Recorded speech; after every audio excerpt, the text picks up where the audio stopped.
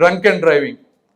ఏం చేస్తారు, గబక్కన కొంచెం ఒక గ్లాస్ ఏదన్నా ఆల్కహాల్ తీసుకుంటే నేను ఎంత కొంచెమే కదా తీసుకుంది, లేకపోతే నాకు ఆల్టర్నేట్ రోడ్ లేదు, నాకు బైక్ మాత్రమే ఉంది, దీని మీదే నేను వెళ్ళాలి కాబట్టి డ్రంక్ అండ్ డ్రైవింగ్లో వెళ్తారు.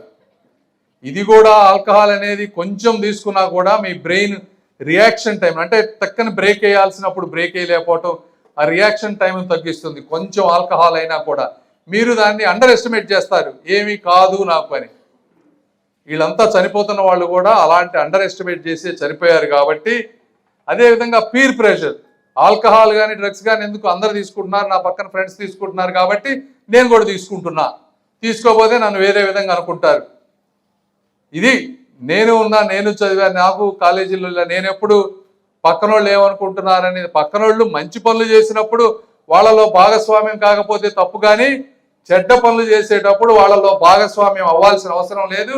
అలాంటి ఫ్రెండ్స్ కూడా మీకు అక్కర్లేదనేది కూడా మీరు గుర్తుపెట్టుకోండి.